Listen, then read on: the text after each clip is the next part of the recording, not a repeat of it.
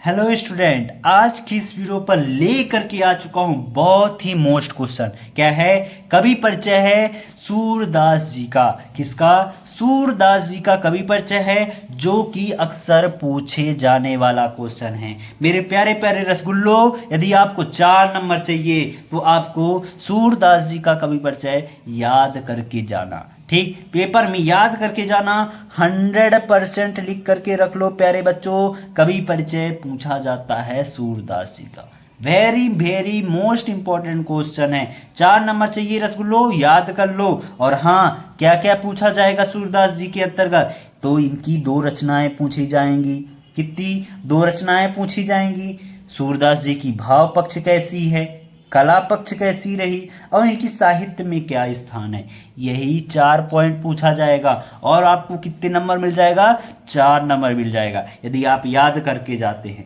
और मैं पूरा विधिवत आपको याद कराने वाला हूं इस वीडियो पर। और स्क्रिप्ट वीडियो मत करना, ठीक ना? बढ़ा बढ़ा के मत देखना, पूरे अच्छे तरीके से याद करा दूंगा। ठीक, तो चलिए स्टार्ट करते हैं। और हाँ, जिन्होंने अभी तक चैनल को सब्सक्राइब नहीं किया है रसगुल्लो, चैनल को सब्सक्राइब कर दो, क्योंकि ऐसी ही वीडियो हमारे चैनल पर डेली के डेली अपलोड हो रहे हैं। और हाँ, एक चीज़ और, यदि अभी तक इस वीडियो को अपने दोस्तों में शेयर नहीं किया, फटाफट शेयर करो यार, उनके पास भी पहुंचे और वो भी अच्छे से तैयारी कर सके। अपने दोस्तों का भला चाहो थोड़ा बहुत, कि वो भी आगे निकलें साथ में।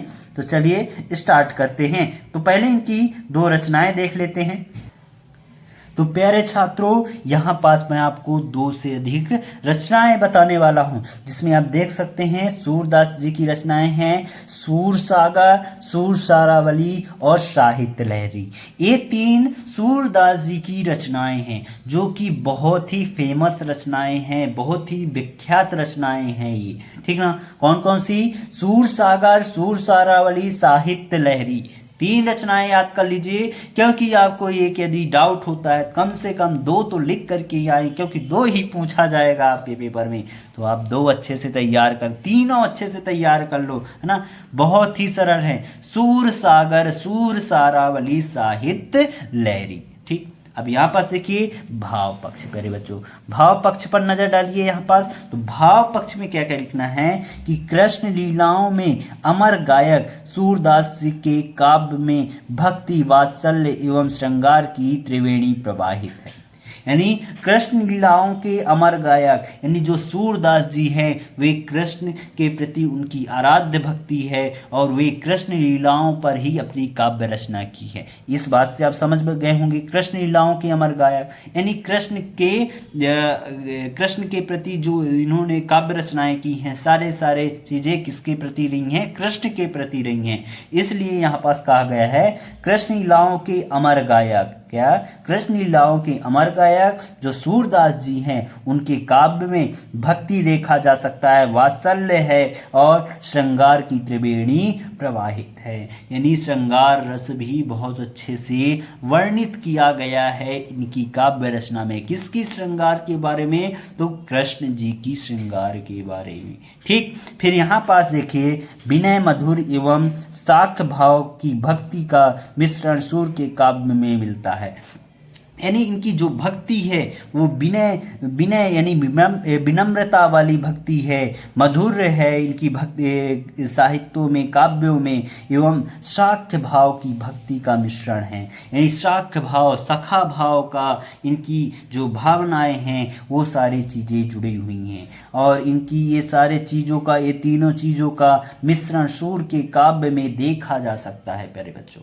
ठीक, फिर भ्रमर गीत में उनके बहुविध वर्णों को पढ़कर हृदय गदगद हो उठता है। यानी भ्रमर गीत, जो इनकी गीत हैं, काव्य हैं, उनको पढ़ करके और वर्णन करके हृदय गदगद हो उठता है, हृदय प्रफुल्लित हो उठता है, हृदय खुशी के मारे, मतलब इनकी जो गीतें हैं बहुत अच्छी भाषा का प्रयोग करके लिखी गई हैं। ठीक, फिर यहाँ पास देखिए इससे जीने की अनूठी कामना की पुष्टि होती है। यानी इनकी काव्य साहित्य को पढ़ने से हमें जीवन में आगे बढ़ने की और जीवन जीने की एक अनूठी कामना पुष्टि होती है, यानी दिखाई देती है। ठीक, फिर यहाँ पास देखिए प्यारे बच्चों, कला पक्ष क्या पूछा जाता है, कला पक्ष एक पॉइंट रहता है, ठीक ना।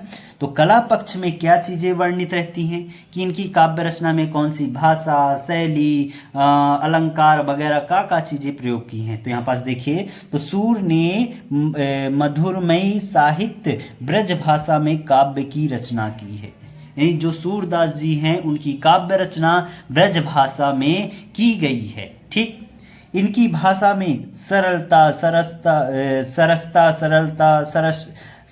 मधुरता एवं स्वाभाविकता के सर्वत्र दर्शन होते हैं।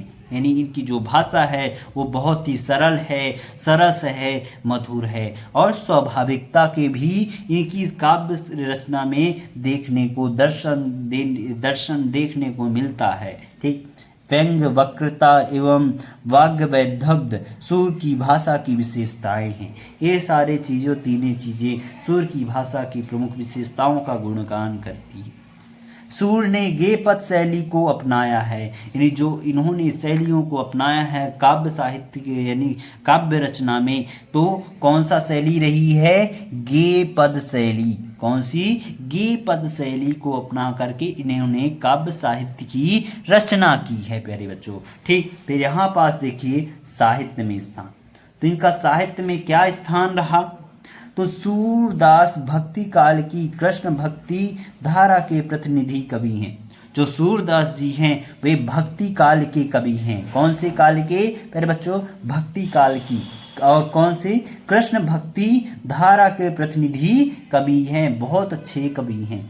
वे वात्सल्य तथा श्रृंगार रस के आचार्य हैं, यानी इनको इतना महान स्थान मिला है, आचार्य का स्थान मिला है। वात्सल्य और श्रृंगार रस में आचार्य यानी एक बहुत ही बड़ी उपाधि मानी जाती है। यानी ये बहुत ही अच्छे कलाकार थे, अच्छे रचनाकार थे, जो वात्सल्य और श्रृंगार रस का प्रयोग करके अपनी काव्य साहित्य में, यानी कहा जा सकता है काव्य साहित्य को बहुत आगे धरोहर को बढ़ाया है, ठीक। फिर सूर वास्तव में हिंदी साहित्य के सूर्य माने जाते हैं। क्या माने जाते हैं, सूर्य माने जाते हैं। हिंदी साहित्य का सूर्य यानी उजाला माना जाता है, ठीक। इस तरीके से आप सूरदास जी की कवि परिचय बड़े आराम से लिख सकते हैं, याद कर सकते हैं। इसको पूरा विधिवत अपनी कॉपी में लिख लेना, अच्छे से तैयार कर लेना मेरे प्यारे रसगुल्लो, क्योंकि ये आपको 4 नंबर दिला करके जाएगा यदि तैयार करके जाते हैं तो, ठीक। 4 नंबर पाना है, तैयार कर लेना, ठीक ना प्यारे बच्चों। और ऐसा सरल वीडियो आपको कहीं भी नहीं मिलने वाला है प्यारे बच्चों। मिलते हैं अगले वीडियो के साथ, तब तक के लिए जय हिंद, जय भारत।